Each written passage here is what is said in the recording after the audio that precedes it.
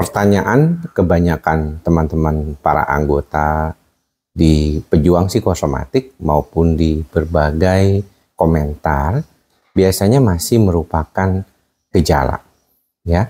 Jadi banyak di antara kita itu yang memang lebih fokus bagaimana kita memahami tentang gejala kita.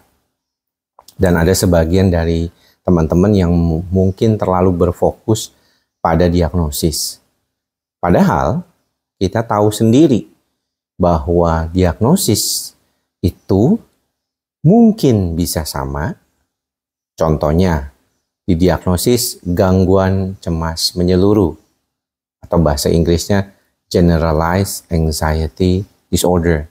Di dalam kode diagnosisnya itu di F4. Kemudian bisa saja gejalanya itu berbeda dari orang yang punya diagnosis yang sama. Mengapa demikian? Karena latar belakangnya beda, genetiknya beda, situasi kehidupannya beda, begitu. Dan kalau misalnya berkaitan dengan kondisi yang terkait dengan gangguan lambung misalnya ya, terkadang beberapa di antara kita mungkin terlalu mudah mengatakan apakah ini suatu kondisi yang GERD gitu ya. Mungkin iya. Tapi kalau GERD itu sebenarnya Anda bisa melakukan deteksi sendiri dengan menggunakan GERD-Q ya. Itu ada tuh. Teman-teman bisa checking gitu ya. Apa itu GERD-Q pertanyaannya. Dan kalau misalnya situasinya sendiri bisa membuat teman-teman merasa, oh berarti ini GERD-Q ini sudah selesai nih, saya harus jawab dengan baik, ya ternyata udah selesai gitu ya. Ya udah, nggak usah terlalu. Misalnya contoh pertanyaannya, seberapa sering Anda mengalami perasaan terbakar di bagian belakang tulang dada Anda atau istilahnya heartburn? Ya bisa 1-2 hari sampai tempat tujuan. Anda bisa cek tuh, ada tinggal googling aja GERD-Q. Terus pertanyaan lagi, seberapa sering Anda mengalami naiknya isi lambung ke arah tenggorokan? Seberapa sering Anda mengalami nyeri ulu hati? Seberapa sering Anda mengalami mual? Seberapa sering Anda mengalami kesulitan tidur malam hari oleh karena rasa terbakar dan atau naiknya isi perut? Seberapa sering Anda meminum obat tambahan untuk rasa terbakar di dada dan atau jika isi perut naik selain yang diberikan dokter? Ya kan?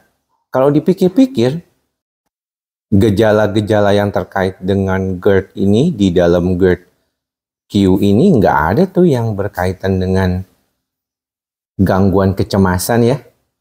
Jadi GERD itu memang adalah suatu kondisi sendiri yang merupakan gejala lambung.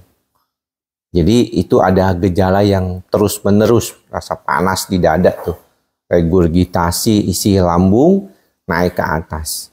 Tapi kalau yang teman-teman sering ungkapkan di dalam praktek klinis ketika berhadapan dengan pasien cemas ya, lebih sering itu sebenarnya teman-teman tuh mengalami gejala bloating ya, berasa nggak nyaman gitu ya, di dada naik seperti asam lambung yang naik, dan itu dikaitkan dengan gejala-gejala kecemasan ya yang berkaitan dengan sistem saraf lambungnya. Jadi kalau demikian sebenarnya kita perlu perhatian pada hal-hal seperti ini, di mana kita tahu tidak segampang itu kita mendiagnosis GERD anxiety ya. Jadi ini yang penting ya buat ditekankan. Dan kalau memang ada masalah lambungnya, Anda teman-teman jangan lupa untuk membantu dengan pengobatan. Nah, kalau misalnya memang ini problemnya berkaitan dengan gangguan cemas, maka gangguan cemasnya diperbaiki dong. Sudah jelas pasti ya. Dan kita belajar untuk mengelola supaya jangan sampai dia berkembang menjadi lebih luas lagi. Situasi seperti inilah yang seringkali kita perlu perhatikan ya teman-teman. Karena kita seringkali nih menunda-nunda nih. menunda-nunda untuk berobat ke psikiater, tetapi sayangnya akhirnya malah kurang bagus hasilnya. Sibuk dengan bagaimana mengelola cara kita membuat situasi nggak nyaman itu jadi makin tambah nggak benar gitu ya. Ini yang mungkin perlu diperhatikan sama teman-teman semua. Pengolahan gangguan cemas yang tidak pas, sering ngaduk-ngaduk dengan pikiran-pikiran terhadap overthinking penyakit lain, ya ini sangat juga membuat masalah. Yang penting kan sebenarnya kalau di beberapa kali kita bicarakan, fokus dulu sama diagnosis.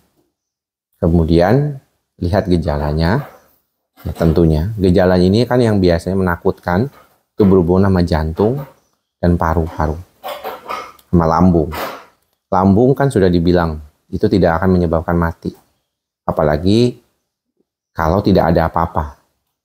Kemudian jantung. Jantungnya kalau aman, ya sudah. Setidaknya EKG normal, nggak masalah. Ya, kalau mau ditambahin dengan eko silakan. Kemudian masuk lagi ke kondisi selanjutnya yang kita sebut bagaimana kita bisa mengelola ke pikiran kita dan overthinking kita. Ini yang mungkin perlu diperhatikan sama teman-teman semua. Karena bagaimanapun situasi kehidupan tiap orang itu berbeda. Dan problem utama dari segala macam yang sering kali kita temukan adalah how to maintain secara umum situasi-situasi yang sering kita bikin dalam hal-hal ini menjadi overthinking kita gitu. Jadi sebenarnya kalau menurut saya problem utama dari gangguan anxiety itu bukan masalah fisik saja, tetapi bagaimana mengendalikan emosi pikiran kita. Karena kalau misalnya itunya terus-terusan berkendala gitu ya di dalam proses perubahan itu akan sulit. Dan mungkin rasionalisasi kita yang sudah kita bentuk mudah-mudahan bisa kita bantu. Jadi kita fokus dulu sama apa yang kita lihat dan kemudian nanti kita bantu bagaimana mengelolanya. Secara umum itu yang bisa dilakukan. Karena kalau enggak akan berputar-putar terus. Itu yang kita sering tidak tahu gitu ya. Dan secara keadaan clear semua pemeriksaan, obati dengan baik 3-6 bulan, sudah pernah saya buatkan videonya. Kemudian jaga jangan sampai berulang kembali. Ini 3 tahapan yang paling sering kita harus perhatikan. Karena kalau tidak, kita akan balik lagi nanti ke sini. Ya akan balik lagi ke sini, balik lagi, nggak ada berhentinya. Tapi benar nggak ada kejadian seperti itu? Banyak di dalam praktek kita sering ketemu tuh orang bolak-balik, ya, datang lagi gejalanya, seperti itu terus. Dan kita berharap itu tidak terjadi. Oke, mudah-mudahan bermanfaat. Salam ikhlas, sabar dan sadar. Salam sehat jiwa.